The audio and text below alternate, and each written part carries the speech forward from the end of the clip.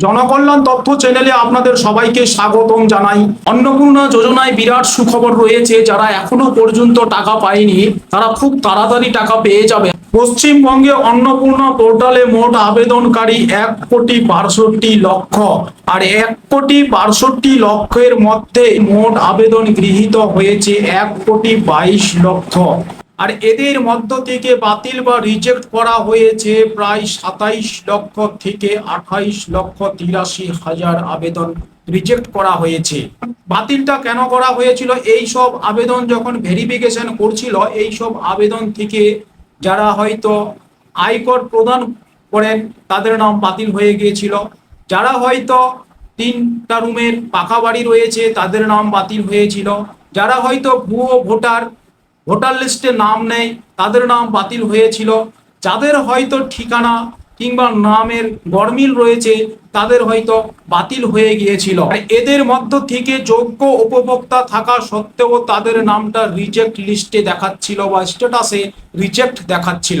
যখন সরকার বুঝতে পারলেন যে যারা রিজেক্ট হয়ে গেছে সেই রিজেক্ট উপভোক্তারা বিভিন্ন অফিসে গিয়ে অর্থাৎ ব্লকে কিংবা পঞ্চায়েতে কিংবা পৌরসভা গিয়ে তারা ক্ষোভ প্রকাশ করে এবং আন্দোলনের মাত্রা তৈরি করে বিভিন্ন সোশ্যাল মিডিয়ায় যারা টাকা পায়নি তারা কিন্তু ক্ষোভ প্রকাশ করে। এ থেকে সরকার বুঝতে পারে যে তড়িঘড়ি করে রাজ্য সরকার যাদের রিজেক্ট ছিল তাদের কিন্তু আন্ডার ইনকোয়ারিতে নিয়ে আসা হয়েছে, অর্থাৎ পুনরায় ভেরিফিকেশন হবে। পুনরায় ভেরিফিকেশন কিভাবে হবে?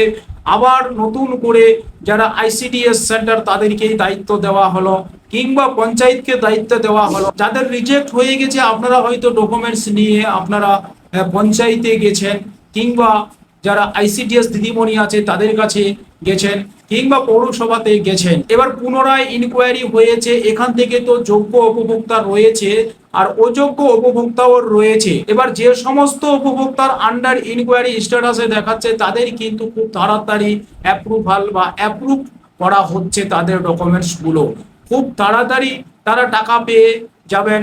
হয়তো 15 তারিখ থেকে 20 তারিখের মধ্যে টাকা পেয়ে যেতে পারেন আপনারা। আবার আন্ডার ইনকোয়ারি থেকে আবার রিজেক্ট করা হচ্ছে। রিজেক্ট কাদের করা হচ্ছে? যারা হয়তো আয়কর প্রদান করে সরকারকে, যাদের হয়তো 3টা রুমের পাকা বাড়ি রয়েছে, ভোটার লিস্টে নাম নেই, যাদের হয়তো ডকুমেন্টসে ঠিকঠাক নাম কিংবা ঠিকানা ভুল রয়েছে তাদের হয়তো রিজেক্ট করা হচ্ছে। যদি আপনারা অনলাইনে আপনারা ঠিকঠাক ফর্ম সাবমিট করে থাকেন, যদি আপনারা অফলাইনে ফর্ম যখন ফিল আপ করেছিলেন ঠিকঠাক যে ক্রাইটেরিয়া আছে সেই ক্রাইটেরিয়াতে যদি আপনারা ঠিকঠাক ফিল আপ করে থাকেন তাহলে আপনারা অবশ্যই টাকা পেয়ে যাবেন। অন্নপূর্ণা যোজনার আপডেট এইটুকুই। আর এইরকম সরকারি প্রকল্পের তথ্য পেতে আমার ইউটিউব চ্যানেলটাকে সাবস্ক্রাইব করে রাখবেন। ভালো থাকবেন, সুস্থ থাকবেন আপনারা।